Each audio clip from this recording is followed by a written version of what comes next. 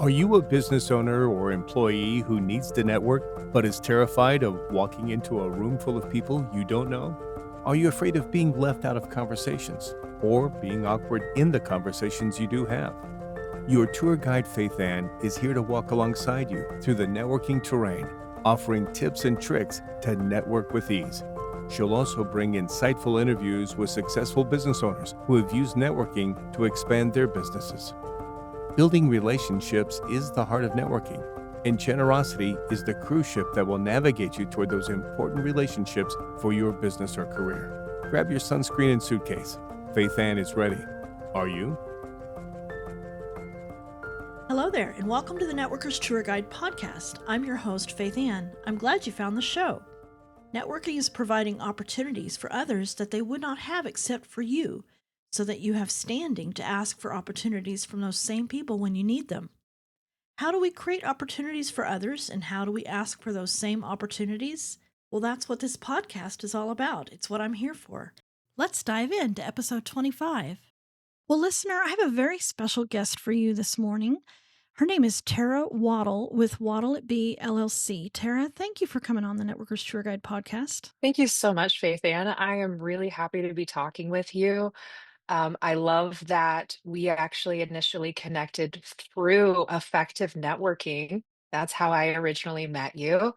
So it's an honor to be talking with you on the podcast today. Well, I'm so glad you said yes, and you're right. That's the advantage of educating your referral partners as to who you're looking for, because we were introduced through a referral partner in my BNI, which stands for Business Networking International chapter. She met you, she knew me already, and she said, I think Tara and Faithann would be a really good connection to make. And so she made that connection, and I'm so grateful for that connection, and that's networking done the right way. Absolutely. So, Tara, tell the listeners a little bit about your business. Absolutely. So I do fractional operations and HR support for small to mid-sized businesses. And what that looks like initially is I start as a strategy sidekick with my clients. That's mostly on a consulting level of taking an audit and deep dive overview into how they do what they do, not just the services that they're providing or the products that they're selling, but also how do they get everything done on the back end and is it efficient? From there, we usually progress into project development where I will help clients save time by creating and establishing workflows and processes throughout their company.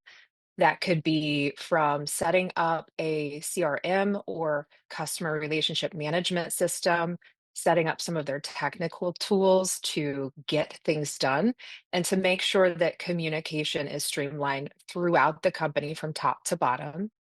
Ultimately, my goal beyond helping busy CEOs and business owners save time, look for efficiencies, and streamline workflows, I'm also looking to develop these business owners into being the true CEO that they want to see in themselves. That means that they are able to do the things that they're passionate about, remember and go back to why they started the business, and advertise and market for themselves and their personal brand. In addition to that, I also give fractional COO or Chief Operating Officer services to individuals that just need to take a step back from their business or even just to take a vacation from time to time. So that is a particular niche that I provide, especially with home trade services, when they're looking for someone that can provide that operational support and also critical strategy and execution. Wow, talk about efficient. You packed a lot in there. I have a quick question. Pardon my ignorance. What does the word fractional mean when you say fractional COO? Is that what you said? Yes, that's a great question, Faithan, because it is kind of a buzzword right now. So when we say fractional, we're talking about hiring a 1099 consultant or contractor that is not a true employee of the business. And that is especially helpful for small businesses that are not yet ready to bring in a lot of employees because, of course, there is payroll, there are certain taxes that they have to manage with that. And so I'm trying to simplify the process of if any small business owner is needing that strategy sidekick, needing that operational guidance and support, that I'm trying to make it a low lift for them to get Mm. started with me. And so that way I'm still embedded and very much a part of their business, but I am not a direct employee that is there full time, that they're having to come up with not just the funds to pay me as a full-time employee, but also to provide the work for me full time as an employee. Okay, that's really helpful. Okay, so fractional means essentially a 1099. It means an outsourced COO. Yes, exactly. Okay, you know who I think, I just thought of this, but my brain's always making connections, but good connections for you might be IT people, because often their clients are doing the exact same thing with them. They are outsourcing. Yes. So they're not hiring a full-time IT person, they're outsourcing their IT. So that would be a good relationship to build with IT people, because what the IT person can say when once they've onboarded a client is they can say, "Are you thinking about outsourcing anything else?" Hmm.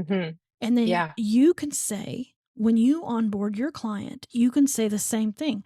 "Hey, have you thought about outsourcing anything else like your IT?" And if that IT person's saying, "Hey, have you thought about outsourcing anything else like an operations strategist?" or whatever, that you would probably know the better word, but I mean, it's such a logical next question to ask.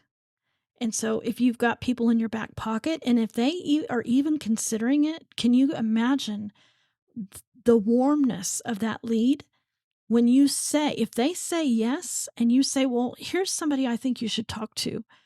They're not going to go home and pull up 8 Google. They're not going to research. They're going to take the card and they're going to call whoever you give them if they're having a good experience with you. And the same with the IT person. If that's a good experience and they pull your card out and they say, "I think you should talk to Tara," it's likely they're not going to go research. They're just going to take the card and make the call. You're so right. And that's really interesting that you bring up that industry. So, my background is actually in tech outsourcing. I spent 13 and a half years developing a startup company into what became an international enterprise where we had offices in multiple countries, but we were based initially out of Norman, Oklahoma, where Faithann and I are based today as well. Mm-hmm. And it was such a journey that I learned so much from, just being in the tech industry, as well as being a part of the big outsourcing boom, which I think helped me determine that fractional services was really a good way for me to get my foot in the door and working with a lot of companies, especially because I like the variety of being able to be industry agnostic right now and work with a lot of different types of small businesses that are in different industries, because honestly I just like the variety on a personal level, Mm-hmm. but it also gives me an opportunity to get my foot into the door of new and unique industries that I might not have had the experience to do so if I were a full-time employee somewhere else. Right. Right. And you may notice that you tend to, that your business kind of tends towards specific industries, even though you want Mhm. the variety, but just something to look out for. It's like, who can I build relationships with so that I'm that warm lead that they suggest as a next logical step. So much can happen when you've got those relationships built. Okay, so we got a little For sidetracked, sure. but I'm just real impressed with all the what you just said about what you do for businesses and business owners. Thank you. You're welcome. And so, what brought me to invite you onto the podcast we were talking and you had mentioned a story about an employee trying to network. And I'm wondering if you might be willing to share that with the listeners, because I think it's so important for employers to hear what you have to say about employees networking on their behalf. Absolutely. So it's very common that when you go to networking events, you will interact with individuals from the sales department of other businesses or the community engagement department, so to speak. There are a lot of companies that send out their sales team or their management, middle managers to connect and establish their brand within the community. But what I often see and what I most recently saw is that a lot of the time, these employees are not well equipped to actually go represent the company that they're working for. And there are a lot of things that go into that to prepare an employee for it. But what I most recently saw is I met an individual at it was a chamber networking event, and they said, "I don't understand how this is looking so seamless for you to Mhm. network and connect and talk to people because this individual did not know what to say to people." She obviously has an established role, a job description in the place of her employment, but beyond that, she didn't really have a clear purpose for what she was supposed to achieve by being there.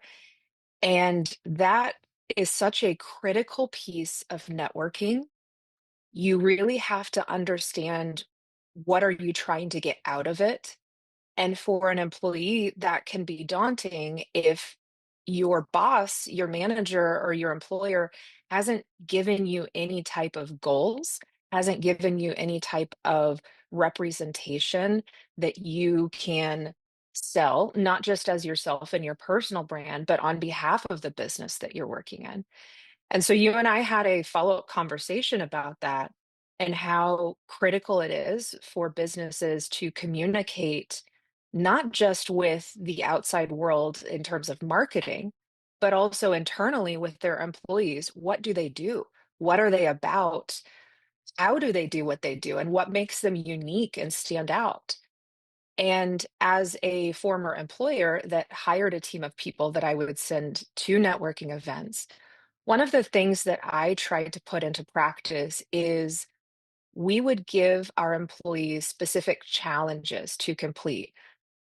It's kind of fun to gamify things, of course, but in addition to that, we were trying to push them a little bit out of their comfort zone and challenge them to do things like introduce themselves to so many people, to have a conversation with at least one person about what you individually do day to day and how you contribute to the company that we're working at. Also, we would have challenges like meet someone and ask them about what they do and try to see if there's an opportunity to provide a solution on behalf of our company to reinforce and establish a better connection with that individual beyond just the exchanging of business cards, beyond just meeting someone at an event, adding them on LinkedIn. There is, of course, value to that. There is, of course, value to making connections with people, and you just never know who you're going to meet. But at the same time, a lot of businesses aren't going to get anything out of networking if they're sending their employees empty-handed and there isn't really a conveyed goal or message that the employees are taking with them to these events. That is so true. And how hopeless is it for that employee to walk into a room, which is already hard, full of people they don't know, with no purpose? I mean, it's hard enough for business owners who know exactly what they want. But if they're shy and they don't know how to do it, it's hard for them. But now you put an employee who's also shy, but doesn't even really know why they're there, what the point of it is, how to do it. This would be an employer should be very aware of what they're asking their employees to do when it comes to networking. And I love your ideas about making it a game because then, they get out of their own heads a little bit. so the amygdala doesn't have a chance to root in and scream at them, danger, danger, danger, mistake, mistake, mistake. If they're thinking, okay, the first thing I have to do is I have to have this many conversations, or I have to meet this many people, or I have to do XYZ at this meeting, it kind of gets the front of their brain active and keeps the amygdala small so they can actually, be open and receptive and be efficient with the time on behalf of their employer by these specific things you're asking them to do. Did you ever advise anybody who, did you ever ask someone to network and you gave them these, this is step 1, 2, and 3, and they just told you, but Tara, I'm terrified. I don't want to. Did that ever happen? Absolutely. And it is really hard to overcome the fear of networking for some people because it is, like you said, it's intimidating to walk into a room. Sometimes you don't know anyone at all. But of course, practice helps you. Mm-hmm. And really, networking is a skill that anyone can learn. I don't buy into the idea of I'm an introvert, so I'm not going to be a good networker. And that's often the message that I would hear from employees is I'm really shy and getting out from behind my desk and getting out from behind my computer to go have some FaceTime with people that I don't know is really a scary thing to do. And I can absolutely understand that because as a self-identifying introvert myself, it can be really hard for me sometimes as well to go into a room and to be prepared to introduce and present not just myself and my personal brand again, but also my company and what I'm about and what my values are. And you also just don't know how people will receive it sometimes. You don't know if you are going to end up in a space where you will make some very valid, valuable connections or sometimes I'll go to events and I just have a good time and I try to have fun with it and connect with people. Maybe I don't meet any prospective clients there. Maybe I don't meet any people that I feel like are the type of individuals that I'd want to follow up with on a one on one. But all of it is practice. All of it's practice with conveying and communicating who I am and every time I do that, it's reinforcing it in my mind even more. And it's establishing confidence, which inevitably will establish credibility in the community. Right.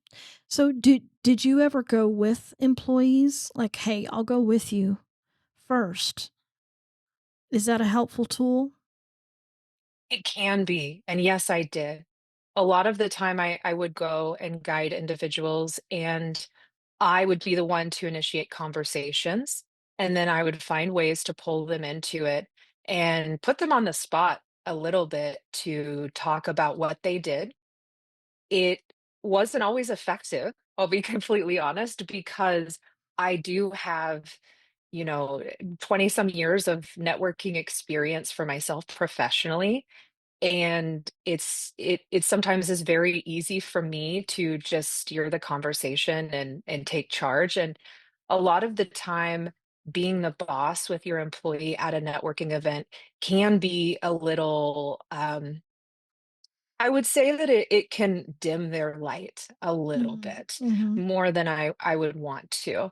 A lot of the time, then, if you have someone that you're with that's insecure about networking, they might lean on you to really guide and direct the conversations, or they might turn to you to answer, what do we do at our mm, company? And really, the ultimate goal is to get those employees conveying and communicating that for themselves on behalf of our company. So it can be really helpful to demonstrate how to get the job done, so to speak. It can be really helpful to show people real in-person examples of how to establish and make a connection with a total stranger before that event. But at the same time, I think at some point in time, you really have to let people have and handle those conversations by themselves. Maybe make a mistake or two, maybe misspeak a little bit, maybe have a little sense of discomfort, because that's ultimately how you will learn to better present yourself and learn how to better communicate. Again, it's all about practice and communication, I think. Yeah. Yeah. And I think that to be encouraging also is really important, and to have debriefs. Absolutely. How did that networking go? Who did you meet? And not so much like I expect you to come back with this much business, but no, just how was it? Like you would ask your kid when they went out to the movies with their friends and they come home, how was it? Like more of that vein, more of that ideas. Well, how did it go? And then offer tips to make it better next time as they, like you were saying, as they are practicing. And I think I tell people all the time, and you probably agree with this, that it's better to attend the same meeting consistently than and not and just pick one meeting, but you're there every time it meets, as opposed to trying to send an employee to 8 different meetings, but sporadically. So the consistency is really important for those employees. If you're going to have them network on your behalf, don't and I wouldn't even let them pick. I would have a conversation with them together, and you look at the calendar and you say, well, okay, this one, it's kind of got this feel, and this one, and together collaborate on which meeting, and then have the employee go to the meeting. And if the employee thinks that there's some promise there, then on that calendar, on that employee's calendar, that time is blocked off for that meeting, and it doesn't get moved unless somebody's bleeding, or somebody's tearing your company up online, and you have a PR problem. But other than that, that employee knows that they're not going to be pulled away. And I think that is, you can tell me what you think. Sometimes I don't like it when I hear employees say, well, yeah, I'm not going to be able to make the meeting at the office. This thing happened, and I understand things happen, but it that employee is going to have more success if they know that it's really just about anything. There's nothing that's going to trump this meeting for me, because it makes them more bought in. What do you think? Absolutely. As you were talking, I was thinking about the level of ownership that someone is giving an employee when they get to contribute and pick and collaborate on or decide on mutually what's the best networking event to go to. And then beyond that, the consistency also builds that level of ownership and builds a level of confidence with someone. Ideally, that individual would get to the point where they feel like these are my people, and maybe I'm not going to make a sale in this group. Maybe it is just a free networking event, and it's not something that is a paid membership like BNI. Of course, there are loads of benefits, and that's a whole other conversation to paid memberships. But maybe it's not necessarily for business development directly that they're attending these events, but the power of community is so strong. Going back to what we talked about at the beginning of this conversation, that you and I met through a community connection, you just never know who is going to become an evangelist, who's going to become a champion for your brand. And so sometimes that business development is not a linear, direct process, and it might take having an employee go to a free event once a month for 6 months before you branch out and start to pay for a membership, or you start to send them to bigger events or bigger conferences. But ideally, at that point in time, you are not feeling like it's a wasted investment. You're not feeling like you are putting money to send someone to a full-on big conference or summit and hoping that they're going to make their way into connecting with someone who might result in a sale further down the road.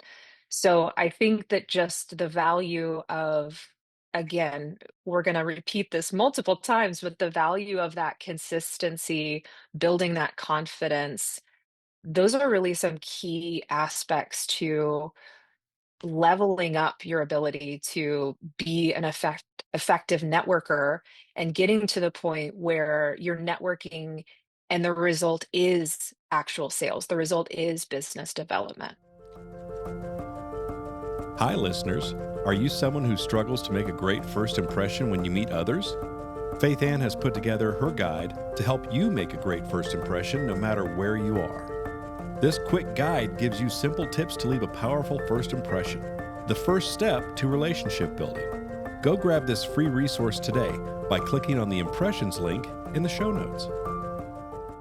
Right. You said something that I wanted to highlight. You mentioned that it may be 6 months before a sale is made. I want to really encourage employers out there who are sending their employees to network. There's nothing more harmful than not being patient and letting the employee develop a relationship. Because if you are impatient, what you're going to do is you are going to put an entire coat of repellent on that employee, because the only thing they're thinking of is, I have to come away with business. I have to come away with business or I'm going to be in trouble. And now you want people to talk to you? I mean, you're just going to exude that desperation, and people aren't going to feel like they can be themselves around you because there's so much on the line. And it's not the employee's fault. It's the employer's fault for not giving the employee some room to grow. You plant a seed, you don't go out the next day and expect a tomato to be on the vine. You have to plant the seed and let it grow. And the only way that can happen is if the employee doesn't feel the pressure of the dollars, but feels more the excitement about the relationship that can build. So that when the need comes, those people are going to think of that employee first because a relationship has developed. And trust has been developed over time as well. Mm-hmm. You said that so well. And it is interesting because I do see a lot of small businesses that will, again, send sales individuals, a sales manager out into networking events, and they're expecting an immediate turnover. They're expecting that person to come back from that networking event and have an immediate lead. But the reality is, like you said, it does not always work that way. You have to cultivate those relationships over time. I can tell you that in my prior employment, one of the biggest deals that I closed with a publicly traded company was through a marketing event or a networking event, excuse me. I had met this individual, it was maybe 8 years prior at a trade show, and we connected. We built a relationship for a little bit. It wasn't the right time for them.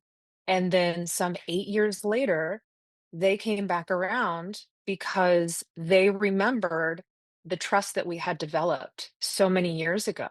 And they remembered how well we articulated what we were doing, that when they had a need, we were the first person that they thought of. And they reached out to us, and it was such a rewarding moment to see. Sometimes, again, it takes a long time. Now, 8 years is quite a long time. I wouldn't expect that to always be the case, but that's, again, just my unique story and experience that you never know. There might be someone in your future, or in your past, I should say, somebody in your past that comes back around into your life and becomes one of your most valued business partners because you planted those seeds early on in your communication with them. That's so true. We have right now in our window cleaning business somebody that I met in 2020, and I've been in contact with this person. We've been networking together for years. And it's just been this year that she sent me somebody, and that person is like a gumball machine. I mean, that person is feeding me new jobs. But how long did it take? And it's not anything detrimental. It was just, this was 2025 seems to be the right year for that original person that I met 5 years ago to make the right connection for me to then help Window Cleaning Plus acquire more customers. all through networking, you know, but we just don't have any control sometimes over the timing of these things.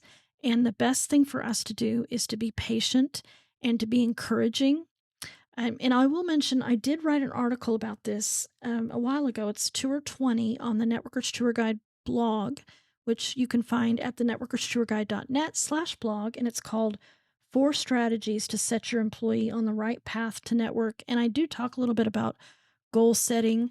And one thing I did mention in that article is that a good idea for an employee who's networking on behalf of their employer is to bring people that they're meeting and developing relationships with back to the office and introduce them to the CEO so that it really boosts the credibility of the employee. It boosts the credibility of the CEO. It's a great win-win-win because you're bringing back and you're making a connection. And it's kind of like that employee saying, I've built this relationship in such a way that this person's willing to take time out of their day to come and meet me at my office and meet other people in my company. It's a great rapport building tactic to use. And as often as you can as an employee, if your employer will let you, host events and invite all of your people that you've been networking with to the events so that your employer can see the efforts you're making because you want them to see them.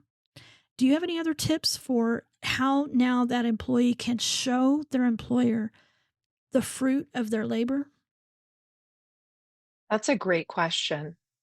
Well, it is a little dependent, I think, based on the industry, of course, but I think it is really key for them to have a process and workflow for what they are doing with these connections when they Yeah. make them. Because, like you said, talking about an action plan for bringing someone in that you've connected with, bringing them into the office, that's absolutely going to build credibility and it's going to build trust because you are demonstrating confidence in what you do in your team and the company that you work for, that you're willing to bring someone into that and to make additional introductions. You are demonstrating that you have an open door to answer questions that they have, to reassure them that you might not be the right fit for them today, but you'd love to help them solve their problem ultimately. Sales is honestly a lot about solution providing. So if you don't have a communicated solution that you are demonstrating, whether that's through your company marketing or it is through the employee that you've sent out to network on behalf of the company, I think that that's just so critical to not letting connections fall through the cracks.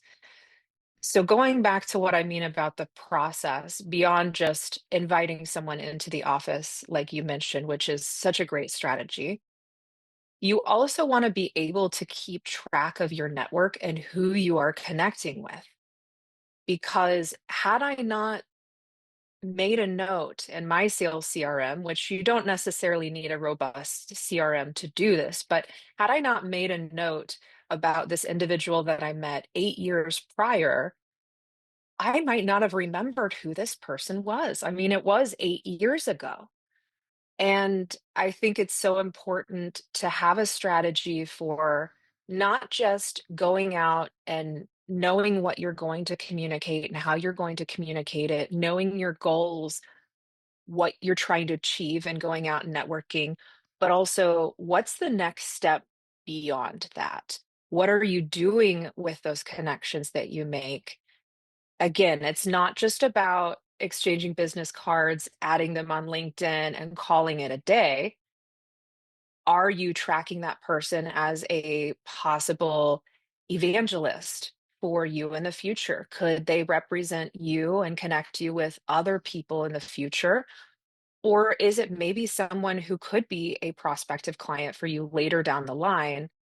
I think it's important to decide and discern whether that is, again, through documentation in some sort of CRM or some sort of workflow like that, or even it's having, you mentioned having a debrief with your manager or your boss after a networking event.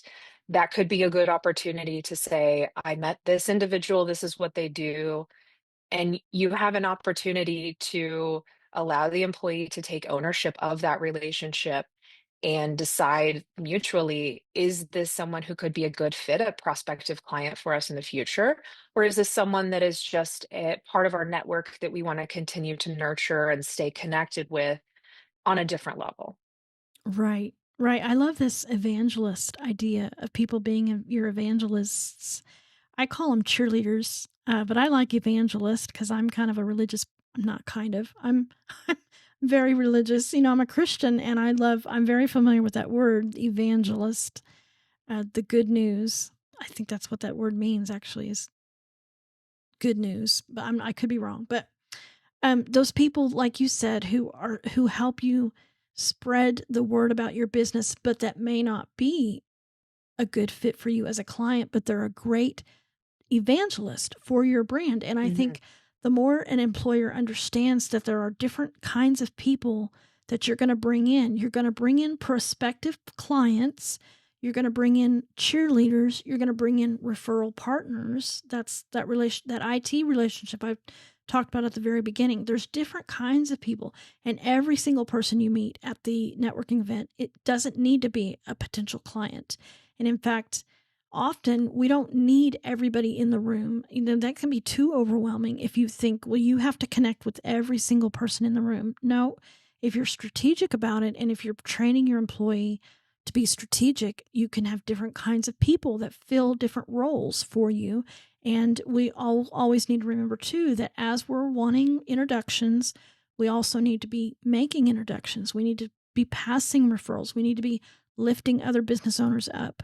An employer would do well to also train their employee to be on that giving side of referrals too, not just receiving. Yeah, absolutely. And I do like the word evangelist. I also like to talk about champions. And Mhm. I imagine champions as being someone who is not a direct decision maker within a company, but perhaps they're a connection that you make and you establish, and maybe they could be a referral partner in the future, but they could also be someone who influences the decision makers Mm. within the company at which they work. So it could be someone that maybe is able to bring you up whenever that company has a problem. And, you have to be able to build that connection well enough to establish credibility or a connection to the point where that person is willing to vouch for you in front of their boss or their manager. But that can also be a different type of networking opportunity where, again, you're not just looking for the immediate prospective client at every event that you go to. Like you said, there are these different categories of people that you'll connect with, and they all serve different purposes in the process. Right. Well, this has been such a lovely conversation. And I always like to ask people two questions before I let them go. And the first one is, what do you like to see when you network? I like to see authenticity. I love to see someone who is it's okay if you're not totally confident in being there. I think that that is often a great icebreaker for people to just connect and be real people with each other. When you are in work mode, sometimes that can be really hard and we tend to take ourselves too seriously. I know for me, when I was first networking many, many moons ago, I would just have this perception of the type of person that I needed to be to best represent myself and my company and my brand.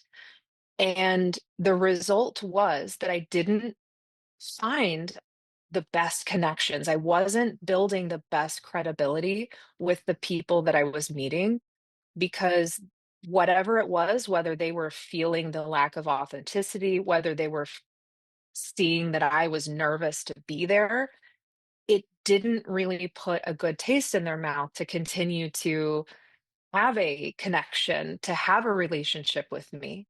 So authenticity, I feel like, is just so important to let people know why you're there, let people know what you're about, and sometimes, again, you might not know that you are talking to someone who could become your best referral partner ever. If you go in with the mindset of, I need to take this so seriously and I need to only talk to these prospective clients that fit this ideal certain demographic, you're really missing out on a lot of other connections that could be positive and influential for you. That could go as far as, like I said, referral partners, but it also could be that you find a mentor that helps you navigate your way through future networking events, that you find an ally or a friend that the next networking event that you go to, you have someone that you can say hi to, you have someone that you can sit with. And you're just not going to be open to making those connections without going in with authenticity and being yourself. Oh, that's so good. I love how you said that, one of the kinds of people you can find at networking events are mentors. That's so true. And I've had some great mentors. And you're right, just seeing a familiar face and a smile from somebody across the room, and it just lets you be, like you said, authentic. That's such a great person too to have, who's never going to be a referral for you, but when you look at that person, you're like, okay, everything's going to be okay. My mentor, one of my mentors was a travel agent because she first invited me to BNI, and I would be petrified to get on a cruise ship, so I would never be a client for her because I don't think it's I think it's kind of nuts to go on a boat in the middle of the ocean and there's nothing around you but water. But she served a different role for me, and I served a different role for her. I was a champion for her, and she was a mentor to me. And you're so right about that. That's a great point. Is you can find a mentor very quite easily, and most of the time it's accidentally. You're not even looking for it, Mhm. and they just catch you and they say, "Come here, it's gonna be okay." Okay, one last question. What do you not like to see when you network? That is a great question. I will say that I'm pretty open-minded, so I'm usually going into events and I'm open to whatever is going to happen. But something that ultimately puts me off is when you encounter people that were forced to be there and they're Oh, not interested in being there. A lot of the time, unfortunately, it can be employees of the company who is sponsoring the event, for example, and they have a spiel that they're ready to give. And maybe they do have the elements that we were talking about earlier of knowing how to communicate who they are and what they do, which is all well and good. But if you are lacking that authenticity and the willingness, the want to be there, the goals to connect with people over being there because it's part of your job, I think that can be really off-putting when you talk to someone and they give you, again, their pitch, and that's it. And you're having to hold more information out of them, to really establish that connection. I think it just makes it harder and a little more intimidating to connect with the people that matter, that you're going to get real value out of. yeah, I hadn't even thought of that. Honestly had not even thought of that, but that's a great point. Employees who are they're just clocking in, clocking out at a networking meeting. Exactly. Boy, that's just, oh, what a shame. What a waste. I think it's also just, again, it's you can tell whenever someone doesn't want to be there. You can tell when someone doesn't have a conveyed goal and a purpose that they feel ownership in, to be there and to establish connections with people. And that's why I think that authenticity, having a purpose, knowing what you're prepared and going to communicate whenever you get to that event. Those are all really key elements to having a good time at a networking event, but also having a successful networking event. Very well said. So, where can people find you? You can find me on social media. I'm on Instagram and Facebook at waddleitbe.llc. That's Waddle spelled like Waddle. And that is my last name. So I am very happy to have that as my business title. I am also on LinkedIn, and you can check out my website at www.waddleitbe.com. And I'm always open to connecting with new people, to meeting new people. I think that there is so much value to meeting new people and learning from anyone, whether or not, again, they are a prospective client for me. So I would encourage anyone to reach out and connect because you just never know when that relationship is going to provide even more value to your life and your business. Thank you. So well said. And I'm going to end this podcast with Tara's words. She wrote these in the process of coming on the podcast, and it's better than anything I could say. So, listener, as we both leave you, if you're an employee, get some resources as to what networking looks like if your employer is not giving them to you. You can go to my blog and read Tour 20. And then I have another tour, and I can't remember if it's before or after Tour 20, but it's around that number about employees who network, what they can do. And if you're an employer, listen to this podcast and take what Tara has said to heart and give your employees some space and give them some goals so that they can make true connections. So as we leave, I want to quote Tara, and I want to thank you all for listening. For me, in-person networking isn't about shaking hands and swapping business cards. It's about genuine connection, shared ideas, and opening doors that I didn't even know existed. You've been listening to the Networkers Tour Guide podcast with Faithann Basor. Share this episode with a friend and be sure to come back next week for more networking tips and tricks from the Networkers Tour Guide.